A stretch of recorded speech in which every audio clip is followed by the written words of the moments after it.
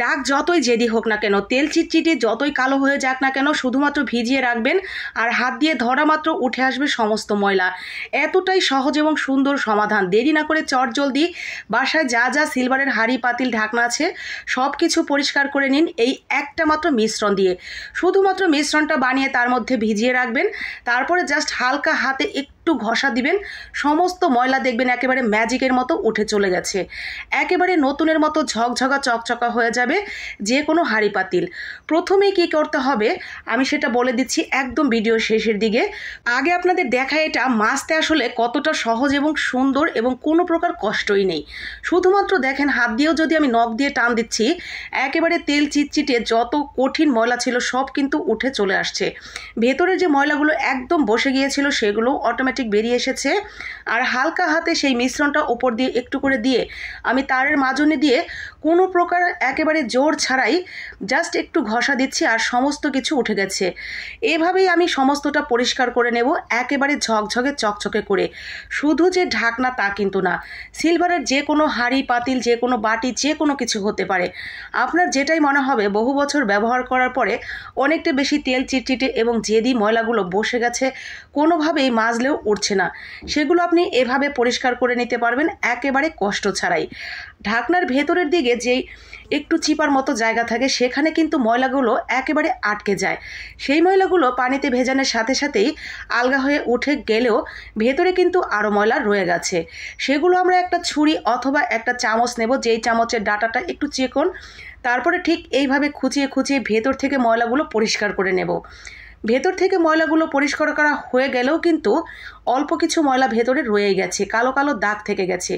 সেগুলো তোলার জন্য ছুরির মাথায় তারের মাজনিটা দিয়ে চেপে চেপে ঠিক এইভাবে ঘোরাতে থাকলে ভেতরে সমস্তটাই একেবারে ঝা চকচকে হয়ে যাবে নতুনের মতো। তারপরে আরেকটু সময় আমরা সুন্দর করে এই জায়গাটাকে পরিষ্কার পরিচ্ছন্ন করে ধুয়ে নিলেই একদম পরিষ্কার ঝকঝকা তকতকা হয়ে যাবে, ঠিক এরকম নতুনের মতো। চলুন কথা না বাড়িয়ে কোন উপকরণ দুটি আমি পানির সাথে মিশিয়ে রেডি করেছিলাম সেই মিশ্রণটি আপনাদের সাথে সেটা শেয়ার করছি। প্রথমেই অনেকটা বেশি পানি নিতে হবে। আপনি যে কোনো একটা পাত্রে ফুটিয়ে অন্য একটা পাত্রে ঢেলেও নিতে পারেন, আবার সরাসরি চুলার উপরেও কাজটা করতে পারেন। শুধু খেয়াল রাখবেন পানিটা এতটাই নেবেন যেই পাত্র আপনি পরিষ্কার করতে চাচ্ছেন সেই পাত্রটা যেন পানির ভিতরে ডুবে থাকে। তারপরে আমরা সেই পানিটা একদম ফুটিয়ে নেব, গরম করে নেব। সেই ফুটন্ত পানির মধ্যে দিয়ে দিব এই ফিনিশ ব্লিচিং পাউডার। এই ব্লিচিং পাউডারটার দাম মাত্র 35 টাকা। এইটা দিয়ে আপনারা বাথরুমের টাইলস, ময়লা বালতি, বেসিনের সিঙ্ক বা এছাড়াও আরও অনেক কিছু পরিষ্কার করা যায় যেগুলো প্যাকেটের গায়ে লেখা থাকে। এটা দিয়ে আমি সবসময় বাথরুমের টাইলস পরিষ্কার করি, এমনকি মগ বালতি সব কিছুই পরিষ্কার করা যায়, সিঙ্ক সব কিছুই। তো আপনি চাইলেই কিন্তু এটা কিনে নিতে পারবেন পার্শ্ববর্তী যে কোনো মুদির দোকান থেকে। তো ফিনিশ আমি নিয়েছি, আপনি যে কোনো ব্র্যান্ডেরও নিতে পারেন।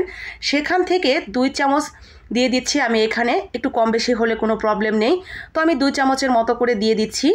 দিয়ে ভালো করে মিশিয়ে নেড়ে চেড়ে নিয়ে আমরা এখানে আরেকটা উপকরণ মেশাবো যেটা আমাদের প্রত্যেকের বাসায় আছে, এমন একটা উপকরণ একেবারে হাতের কাছেই। সেই উপকরণটা হলো সাবানের গুঁড়া। যে কোনো সাবানের গুঁড়া হলেই হবে, সার্ফ এক্সেল, হুইলের গুঁড়া বা আপনার যে কোনো একটা হলেই হবে।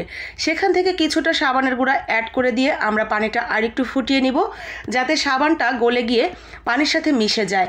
ঠিক তখন আমরা যেটা পরিষ্কার করতে চাই বা যেই পাত্রটা পরিষ্কার করতে চাই সেটা সেই পানির মধ্যে ডুবিয়ে রেখে দেব ঘন্টাখানেক। আমি আজকে এই ঢাকনাটা আপনাদের পরিষ্কার করে দেখাচ্ছি। ঢাকনাটা আমি ভিজিয়ে রাখছি ঘন্টাখানেকের জন্য। ঘন্টাখানেক পর এটা কিন্তু অটোমেটিক দেখবেন ভেতরের সব ময়লাগুলো আলগা হয়ে যাবে আর এই পানিটা একেবারে ঠান্ডাও হয়ে যাবে। আমরা ঘন্টাখানেকের জন্য ওয়েট করে ঘন্টাখানেক পর ফিরে আসছি। ঘন্টাখানেক পরে দেখেন আমার কিন্তু একদম পানিটা স্বচ্ছ হয়ে গেছে আর নিচের দিকে সমস্ত পাউডারগুলো এগুলোর সাথে লেগে আছে। এখন আমি আপনাদের উঠিয়ে দেখাচ্ছি, দেখেন ভেতরের আলগা হয়ে যাওয়া ময়লাটা একদম উঠে বেরিয়ে চলে আসছে। ওই যে আমরা গরম পানির মধ্যে দিয়েছি ব্লিচিং পাউডার, খুবই আপনার জেদি দাগ ওঠাতে কাজ করে। তো আমি এখন সেই মিশ্রণের মধ্যে যে নিচের দিকে তলানিটা ছিল সেটা চামচ দিয়ে উঠিয়ে এই উপরে একটু দিয়ে দিলাম, এদিকেও দিয়ে দিব। তারপর হালকা হাতে ঘষে এটা মেজে পরিষ্কার করে নিলেই কিন্তু একদম নতুনের মতো হয়ে যাবে। আর এই যে কালো কালো যে দাগগুলো দেখা যাচ্ছে এগুলো আসলে ময়লা না, অনেক দিন ব্যবহার করা হয়নি এই ঢাকনাটা, যার কারণে অনেকটা ক্ষয়ে গেছে। যাই হোক, এই তো ছিল আজকে আমার একদম ছোট করে একটা আপনাদের জন্য একটা উপকারী টিপস। তো ভালো লাগলে এই টিপসটা ফলো করতে পারেন, আর বাকিদের জন্য লাইক কমেন্ট শেয়ার করে দিবেন যদি মন চায়।